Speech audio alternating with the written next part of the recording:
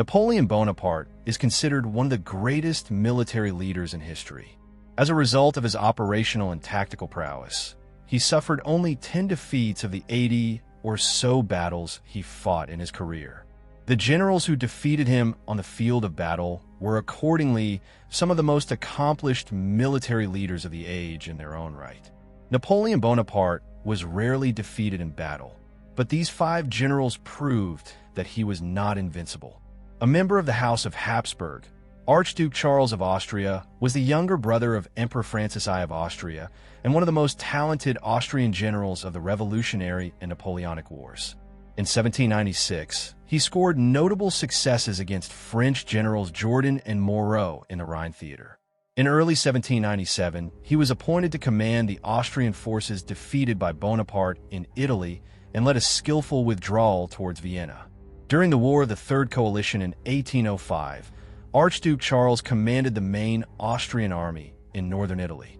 When it became clear that Napoleon's main theater of operations was in southern Germany, Charles sought to withdraw his troops over the Alps, but was continually harassed by Marshal Massena and did not arrive in time for the fateful encounter at Austerlitz.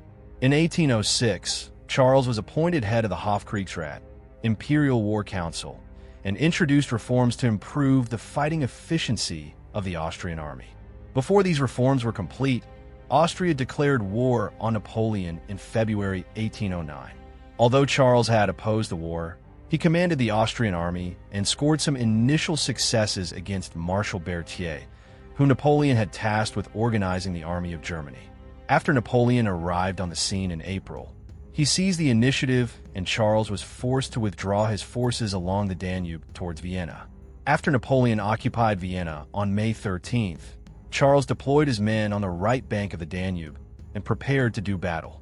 While the French established bridgeheads at the villages of Aspern and Essling on May 21st and were poised to break through the Austrian line the following morning, Archduke Charles personally rallied his men in a powerful counterattack that led Napoleon to admit defeat and abandon the crossing of the Danube. Charles became the first general to defeat Napoleon in battle since 1799, while the talented Marshal Lannes was mortally wounded. Some 6 weeks later, on July 5th, Napoleon and Charles clashed for a second time at the Battle of Wagram.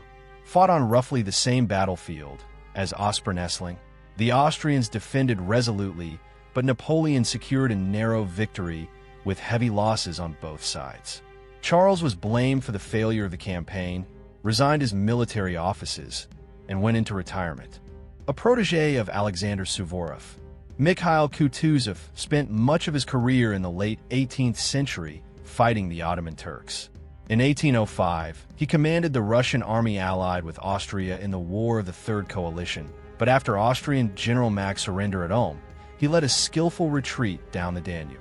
On the eve of the Battle of Austerlitz, Tsar Alexander I removed him from command, and the Allied army suffered a crushing defeat.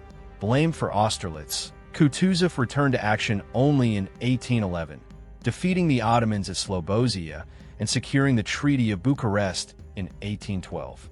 When Napoleon invaded Russia that June, Kutuzov was eventually appointed supreme commander.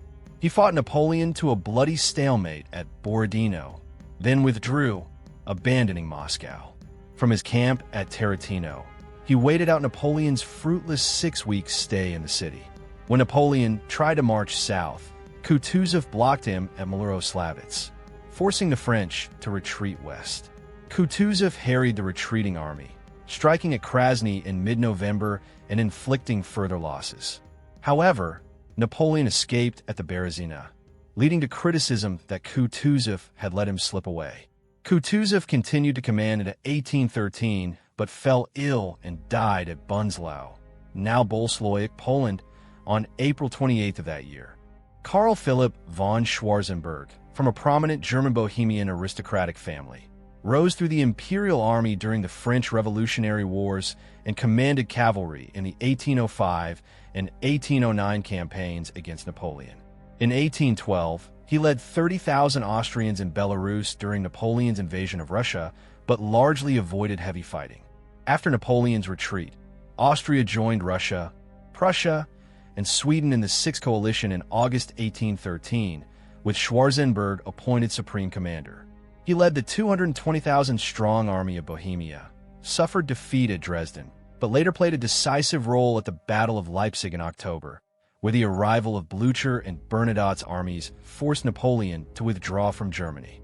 In the 1814 campaign, Schwarzenberg advanced on Paris from the south while Blücher attacked from the north.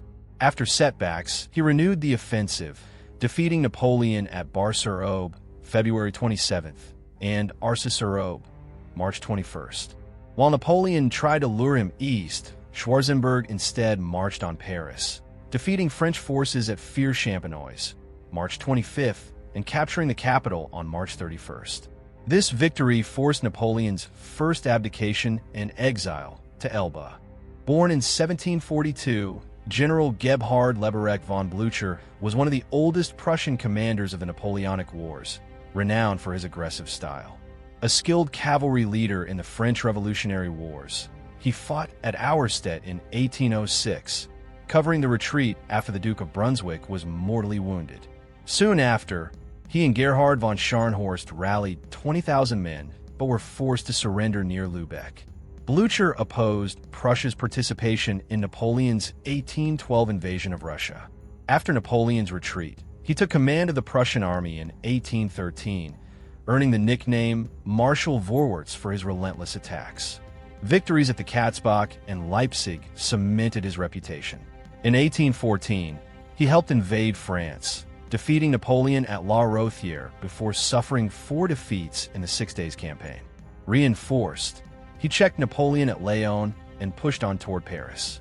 During the 100 Days, the 72-year-old Blücher was defeated at Ligny, but escaped serious injury after being trapped under his horse. Determined to aid Wellington, he joined him at Waterloo on June 18, 1815, where the Prussians' timely arrival sealed Napoleon's final defeat and exile to St. Helena. The Napoleonic Wars marked the final phase of a long struggle for global dominance between France and Britain during the long 18th century. As an island nation, Britain's greatest weapon was the Royal Navy, though its land operations often failed, except in the Peninsular War. From 1808 to 1814, General Arthur Wellesley, later Duke of Wellington, led British, Portuguese, and Spanish forces against Napoleon's brother Joseph, installed as King of Spain. After liberating Portugal in 1808-09, Wellington defended it from invasion in 1810-11, then freed Spain in 1812-13, and invaded southwestern France in late 1813. Wellington never faced Napoleon in Spain, but the chance came in 1815 when Napoleon escaped from Elba. Britain, Prussia, Austria, and Russia pledged massive armies to defeat him again. In the Low Countries, Wellington commanded about 100,000 men, many Belgians, Dutch, and Germans, whom he considered less reliable than his Peninsular veterans. On June 16th, he stopped Marshal Ney at Quatre-Bras, then fell back to Waterloo after Blücher's defeat at Ligny. At Waterloo, Wellington used his signature reverse-slope defense to shield his troops from artillery. For hours they held against fierce French assaults, as Wellington moved across the field rallying his men. Blücher's late afternoon arrival relieved the pressure, and after repelling the Imperial Guard, Wellington ordered a general advance. The victory ended Napoleon's rule and sent him into exile on St. Helena. Waterloo was Wellington's last battle, though he later served as Tory Prime Minister from 1828 to 1830.